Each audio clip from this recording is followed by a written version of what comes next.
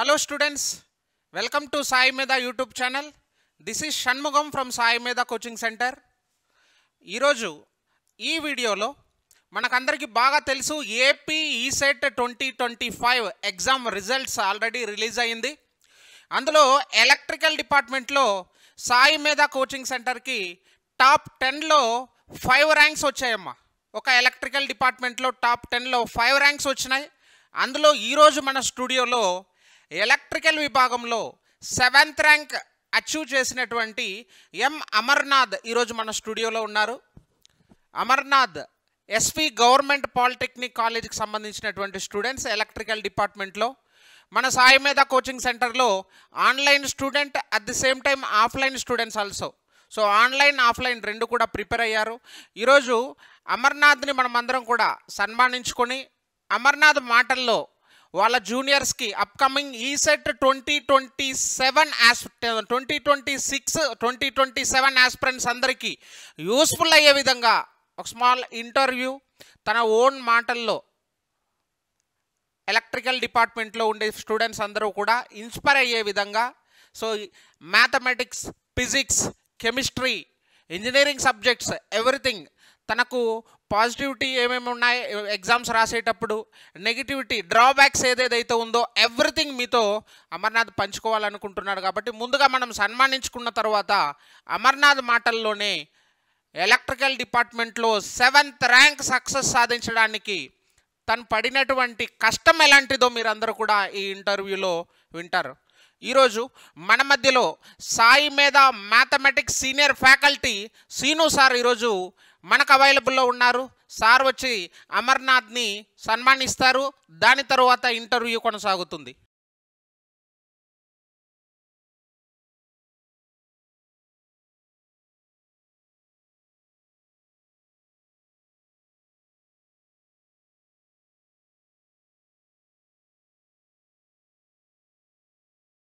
Yes.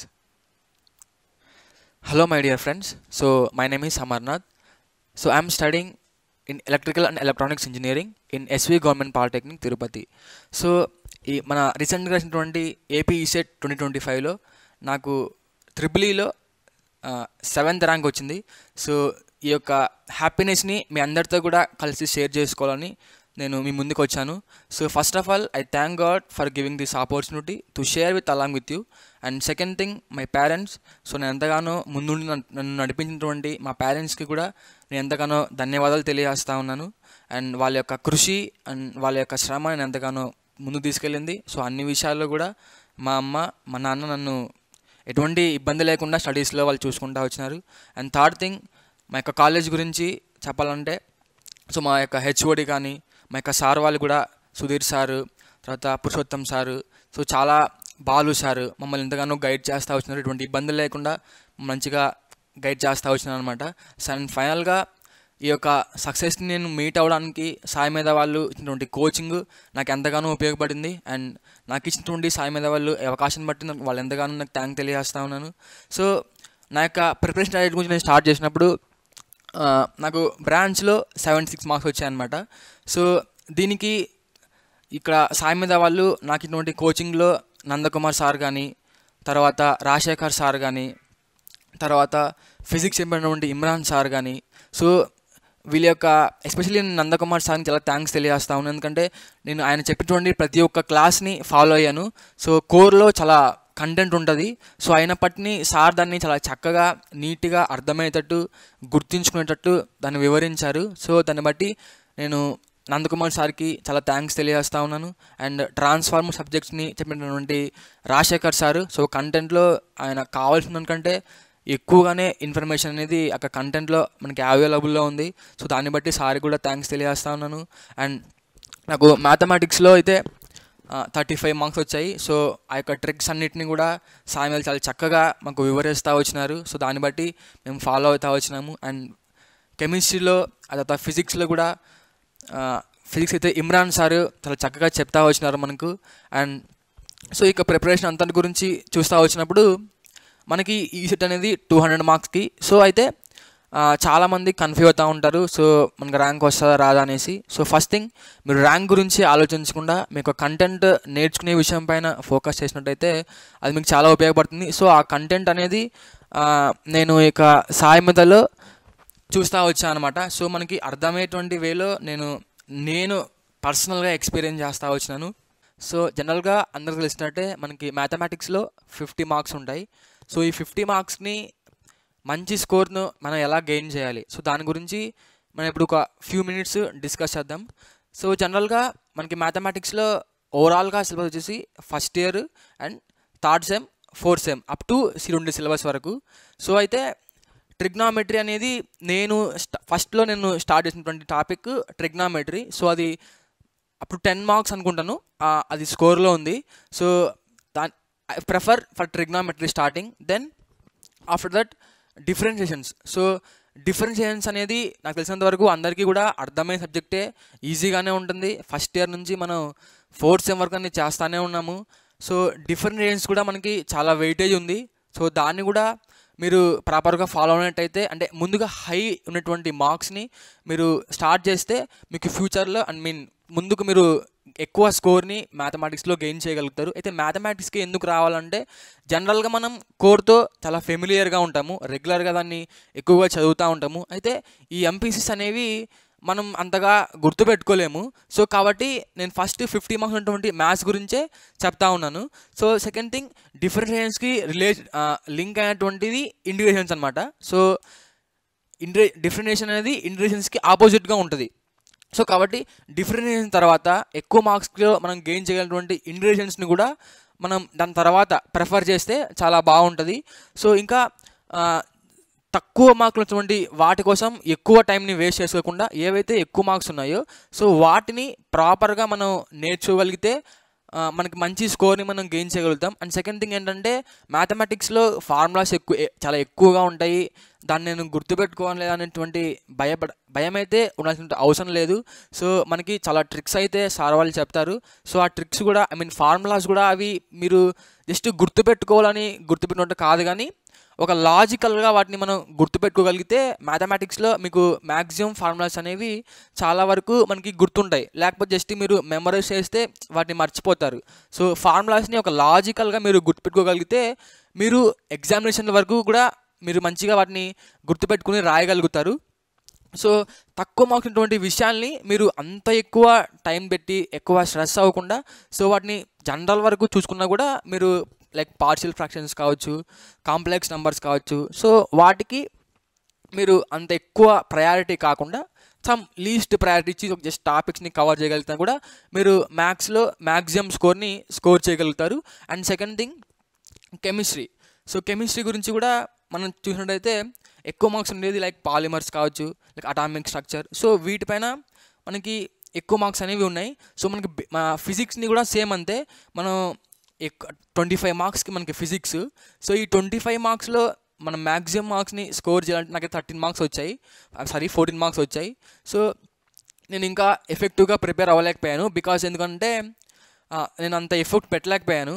కానీ అంత difficult ఏం కాదు కెమిస్ట్రీ అవ్వచ్చు, ఫిజిక్స్ అవ్వచ్చు. అయితే కెమిస్ట్రీలో మనకి బేసిక్గా అటామిక్ స్ట్రక్చర్ అనేది మనకి అర్థమవుతే మిగిలినటువంటి సబ్జెక్ట్స్ అన్నీ కూడా చాలా సింపుల్గా మనము లింక్ చేసుకుంటూ మనం వెళ్ళిపోవచ్చు క్యాజువల్గా. అయితే మీరు మీ యొక్క ఓన్ నోట్స్ని ప్రిపేర్ చేసుకోవాలి. ఓన్ నోట్స్ కనుక లేదు అంటే మీరు విన్నట్టుగానే ఉంటుంది, ఎగ్జామ్లో గుర్తుండదు.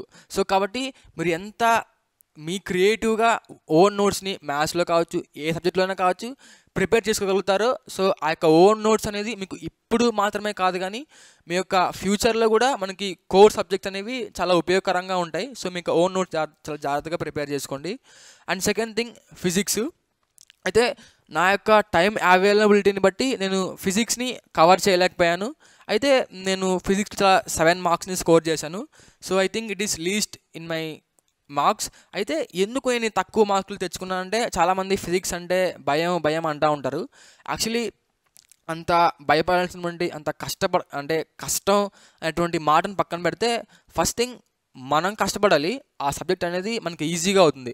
మనం కష్టపడకుండా సబ్జెక్ట్ కష్టం అవుతుంది అని అంటే అది చాలా ఫూలిష్ అయితే అవుతుంది. సో ఫిజిక్స్లో కూడా మీరు మంచి స్కోర్ చేయగలరంటే మీరు ప్రాపర్గా మీ యొక్క టైంని మీరు మేనేజ్ చేసుకుంటూ స్టార్ట్ చేసుకోగలిగితే ఫిజిక్స్లో కూడా మీరు చాలా మంచి స్కోర్ని గెయిన్ చేయగలుగుతారు. అయితే కోర్లో చాలా ఎక్కువగా మనకి 100 మార్క్స్ మనకి కోర్ సబ్జెక్ట్ అనేది ఉంటుందన్నమాట. సో మ్యాక్సిమం స్టూడెంట్స్ ఈ యొక్క కోర్లోనే మనకి ఎక్కువ మార్క్స్ని గెయిన్ చేయగలుగుతారు, ఎందుకంటే మనం చాలా ఫెమిలియర్గా ఉంటాం. అయితే ఈ కోర్ని మనము కేవలం కూడా మార్క్స్ కోసం మాత్రమే కాకుండా మనకి ఫ్యూచర్లో ఉపయోగపడేటువంటి బేసిక్స్ని కూడా మనము చాలా బాగా నేర్చుకోవడానికి సాయం అయితే నాకు చాలా ఉపయోగపడింది. సో దయచేసి మీరు జ్ఞాపకం చేసుకోండి. సో నా యొక్క కోర్లో నేను ఫస్ట్గా ఎలా అంటే నందకుమార్ సార్ వచ్చేసి సింక్రోనస్ మిషన్ నుంచి స్టార్ట్ చేసినారు. సో ఆ యొక్క సింక్రోనస్ మిషన్లో ఆల్టర్నేటర్స్ గురించి, తర్వాత సింక్రోనస్ మిషన్స్ గురించి, సింక్రోనస్ మోటార్స్ గురించి కూడా సార్ చెప్తా వచ్చారు. అంటే ఒక ఎక్కువగానే ఉంటుంది సిలబస్, కానీ ఆ సిలబస్ని మనం పార్ట్స్గా డివైడ్ చేయకోకుండా సార్ అయితే ఒక కంటిన్యూషన్ లాగా లైక్ ఏ తర్వాత బి నెక్స్ట్ సి, సో ఇలా కంటిన్యూగా మనం సార్ నందకుమార్ సార్ చెప్పడం వల్ల సో మిషన్స్లో నాకు ఒక మంచి గ్రిప్ అయితే బేసిక్స్గా వచ్చింది. అండ్ ట్రాన్స్ఫార్మర్స్ గురించి అయితే మనకి రాజశేఖర్ సార్ ఒక కంటెంట్లో మనకి చెప్తా వచ్చినాడు. సో కావాల్సినటువంటి కంటే ఐ థింక్ చాలా ఎక్కువగానే ఉంటుంది.